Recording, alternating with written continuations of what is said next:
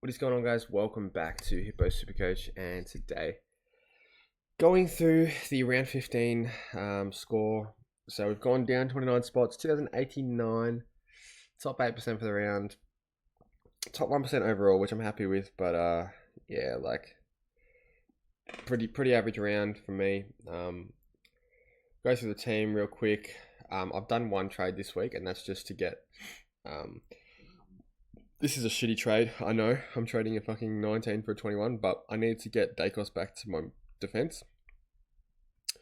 Unfortunately, I had no other way to do it, so I had to use a trade for that, which gives us 3 left and 1 more upgrade to do. So we brought in Kerno this week, which I'm really happy with about. The Carl Warner kind of fucked me up. Had I gone that port guy that we knew wasn't going to be the sub, would have done a lot better in hindsight, but you know, I did expect Warner to play. I really didn't expect him to be the sub. He pumped out 70 and a 72 or something like that. So thought played well enough to keep a spot in the team, but clearly not. So unlucky, and he was on the bubble too.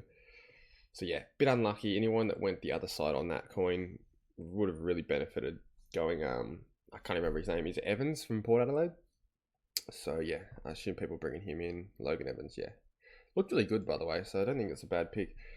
Alright, so let's go through the team. How do we go? So Luke Ryan, I don't know what's wrong with him. I know I was very turned off the captaincy by him once Justin Longmuir, or Longmire, whatever his name is, came out and said about the stat padding and that players were just playing for stats. Straight away, my mind said that was directed at Luke Ryan. Any idiot can see that he's a stat pad. So yeah, I was like, nope, not captaining him, not chucking the VC on him. It was always going to be a bit of a scare. But yeah, Harry Sheasel 117. I thought he was really good. God, LDU was good in that last game, wasn't he? Like, that was mental how good he was. In the last quarter, so the last game. But yeah, she's all happy with him. Houston 102, solid. Nick Martin again, 112, happy with him. Merritt 135. So I think I captained Merritt. Yes, I did. I captained Merritt. He got the Gimby tag, which was friggin' annoying. But like it's one of those things where you just have to watch, and it's hard to watch because when you have your captain getting tagged, it's like, what can you do? And you just get frustrated and start saying very abusive words at the TV screen. But yeah, so moving on, we have Sarong 121. Happy with that as well. Look, I didn't need to pay 630 or whatever I did for him, but yeah, we'll take it. He's pretty safe pick for the vice captain / captain each week. Butters 123. So yeah, happy with him. Thought he got hurt early. I mean, I thought he was going to come off and stay off, but luckily the King came back on and pumped out a nice 123 for us. So really happy with him. Dunkley 144, really nice bounce back game from him. Matt Rao 82, so not sure what happened with this one. He's been terrible since we got him. RIP to anyone that paid top dollar for him. I think I paid 570. I've lost 50k on him, but yeah, I mean, it's what can you do? He started off well and then just fucking dropped off. He had a crazy clearance in the first like 3 minutes, and I was like, oh, he's on today, let's go. We're looking at a 130, 140, and he finishes on 82, so not sure what happened. Tom Green 153. Finally, we get a decent score from this guy. Yeah, overdue, but we'll take it. Max gone 114, so I had the vice on him. Yeah, obviously not taking that, but whatever, it's a good score, but not enough for captaincy. And then nothing else in the ruck. Flanders 117. Yep, he's just so consistent. Heaney 112, another one that's been really consistent. Really hurt not starting him, but glad to have him now. Better late than never. Zorko 104. So again, these consistent tons I'm really happy with. Fisher 108. Don't know how he got there in the end, but he did.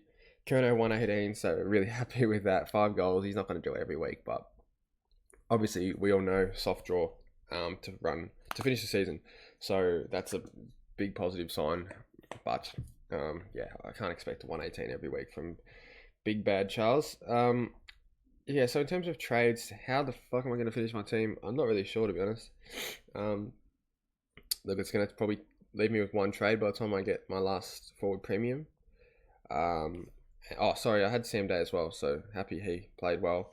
Going to make a bit of money for me, it looks like. And him and Schoenmaker, I hope, can be my last money makers. Will it actually eventuate like that? Who knows? Maybe Schoenmaker starts getting sub. Maybe gets dropped when Wangani Malera comes back. I don't know. There might be someone from Gold Coast to come back to replace Day. I'm not too sure either. Obviously, bench rookies are pretty dead, it seems. Hoping Caulfield comes back. I think there was a rumor that he was going to play or something like that. People were saying on Twitter he was going to play this week, so maybe next week he's going to come back, and yeah, if he could be a good D7. And in terms of money making, probably not going to be there, but just a scoreable option as cover, because like I said, 3 trades, it's a pretty bad situation. We don't have much to play with. Seems like every year I get myself in the same spot where I just need to lock in a full premium team and then just ride it out and hope no one gets hurt. So it's frustrating, but what can you do? I think the overarching mistake this season was just paying top dollar for premiums when really you never have to. I think there's probably a few exceptions like Gorn, Bont, Dacos. I mean, even Dacos dropped. You could have probably thrown English in there at the start of the year, but even he's come down quite a bit. Look at Merritt. We paid $660 for Merritt, and he's at $580 now, and that's on a price rise. Butters, I think, was $620. Like, obviously, you have to pick a couple premiums to start off. You can't just go all value. It's not going to work. But finding the balance and trading wise hasn't been great this year for me. Trading, just always kind of tended to steer towards the value picks throughout the year. And this year I just decided 40 trades, we're going to go uber premiums. We're not going to settle for anything less. And those uber premiums have been kind of frauds at times. So I think the tagging has a lot to do with it, to be honest. But yeah. So yeah, I don't know what to do. If I trade out Sam Day on one price rise, gives me 349. This is the thing. Who do we get? I mean, Rankin's the obvious one. Averaging 101, 3 round of 121. 5 round of 114. So, look, no doubt he's the best pick of that crew, or that crop. But with that being said, how the fuck are we going to pay 600k for him? I don't know how many get the money for that. I think that's in fairy tale land. But anyway, that's it, guys, for the video. In terms of vice captain, what are we gonna do? It's nice to have our full team back. Maybe Gorn on the Friday. I might go Bont. Does Shields go to Bont? I doubt it.